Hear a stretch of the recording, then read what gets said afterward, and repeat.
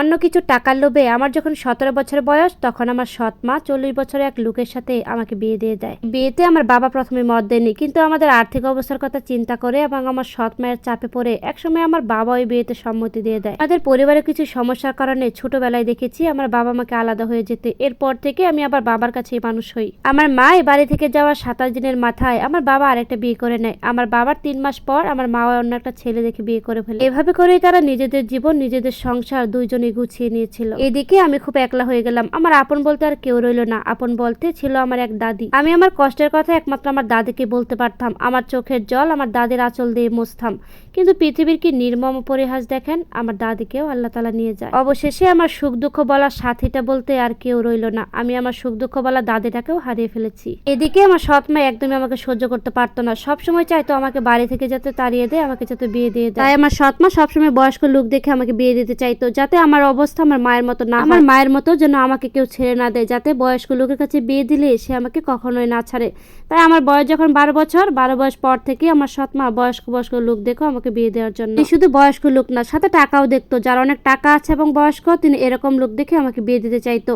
আমার নাম সোমা, আমার বাবার বাড়ি কিশোরগঞ্জ আর আমার শ্বশুর বাড়ি পাবনা। আমার বাবা ছিল একজন দিনমজুর। আমাদের পারিবারিক অবস্থা অনেক বেশি খারাপ ছিল, বলতে গেলে দিন আনি দিন খাই। যেদিন আমার বাবা কাজে যাইতো সেদিন আমাদের চুলায় হাড়ি জ্বলতো, আর যেদিন আমার বাবা কাজে যেত না সেদিন আমাদের চুলায় হাড়ি বসতো না। এত অভাবের মাঝেও আমার সৎ মায়ের চাহিদার কোনো কমতি ছিল না। নতুন নতুন টিভি, ফ্রিজ, টেলিভিশন, তার জামা কাপড় থেকে শুরু করে তার কোনো কমতি ছিল না। আমার বাবা যখনই আমার সৎ মায়ের ইচ্ছেগুলো পূরণ করতে পারতো না, তখনই আমার সৎ মা বলতো আমাকে বুড়া বেটা থেকে বিয়ে দিয়ে দিতে, তার কাছ থেকে টাকা নিবি, এগুলো বলতো। তিনি মাঝে মাঝে কিস্তি উঠাতো লুকিয়ে লুকিয়ে, তারপরে সেই কিস্তির টাকা আমার বাবাকে শোধ করতে হতো। এর মধ্যে পাবনা থেকে একটা বিয়ের ঘর আসে আমার জন্য। তারপর পাবনা থেকে বড়লোক বাড়ি দেখে আমার জন্য বিয়ের প্রস্তাব আসে। তাদের অনেক টাকা পয়সা, অনেক ধন দৌলত। ছেলে হলো প্রবাসী, সে নাকি প্রবাসে থাকতো। কিন্তু বাবা যখন শুনতে পায় ছেলের বয়স 40 বছরের উপরে, তখন বাবা একটু দ্বিমত পোষণ করে। কিন্তু আমার সৎ মা তখন আমার বাবাকে বোঝায় যে আমার সাথে যদি তার বিয়ে হয় তাহলে আমাদের সংসারের সমস্ত কিস্তি থেকে শুরু করে যাবতীয় যা কিছু লাগে সব খরচ নাকি তারা দিবে। এই সব কথা শুনে একসময় আমার বাবা এই বিয়েতে রাজি হয়ে যায়। এই বিয়েতে আমার মত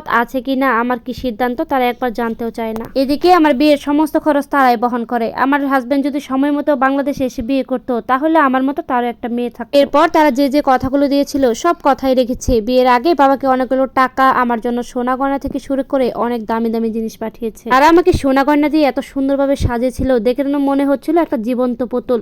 আমার কিন্তু কোনো ছেলের সাথে সম্পর্ক ছিল না, কিন্তু তারপরও কেন জানি এই বিয়েতে আমার দ্বিমত ছিল। আমার এই বিয়েতে একদমই মন ছিল না। এখনো আমার মনে কোনো আনন্দ নেই। আমার স্বামী আমাকে দামি দামি গহনা, মোবাইল থেকে শুরু করে সবকিছু দিয়েছি, কিন্তু সময়টা দিতে পারে। কারণ আমার বিয়ের কিছুদিন পর আমার স্বামী আবার প্রবাসে চলে যায়। সে আমাকে দামি একটা ফোন দিয়ে যায়। সে আমাকে দামি ফোন দিয়েছে ঠিকই, কিন্তু সেই ফোন দিয়ে আমি যখন তখন যাত্রার সাথে কথা বলতে পারি না। আর যাও বিলাসবহুল বাড়িতে আমি থাকি ঠিকই, কিন্তু ইচ্ছে মতো ছাদে যেতে পারি না। মন চাইলেও ছাদে যেতে পারি না। এমনকি পুকুর পাড়ে যেতেও নিষেধ ছিল আমার। এমনকি এখন আমি আমার বাবার বাড়িতে যেতে পারি না। আমার কাছে এখন টাকা পয়সা, সোনা দানা সবকিছু আছে, কিন্তু আমার সেই বাপের বাড়ি পার করে আসা অভাবী দিনগুলোকে আমি ভীষণ মিস করি। এখানে একবেলা খেতে পারতাম কিংবা না পারতাম, তবে মুক্ত পাখির মতো উঠতে পারতাম। এখানে আমার সোনায় মোড়ানো এই বিল্ডিং বাড়িতে নিজেকে বন্দি পাখির মতো লাগে। মাঝে মাঝে আমার মায়ের কথা ভীষণ মনে পড়ে। হয়তো এই অভাবের জন্যই সে আমার বাবাকে ছেড়ে চলে গেছে। আজ আমার এত টাকা পয়সা সবকিছু আছে, কিন্তু আমার মনে শান্তি নেই, কারণ আমার স্বামী দূরপ্রবাসে থাকে। আল্লাহ মানুষকে কোনো না কোনো দিক দিয়ে অপূর্ণতা ঠিকই রাখে, কাউকে পরিপূর্ণতা দেয় না।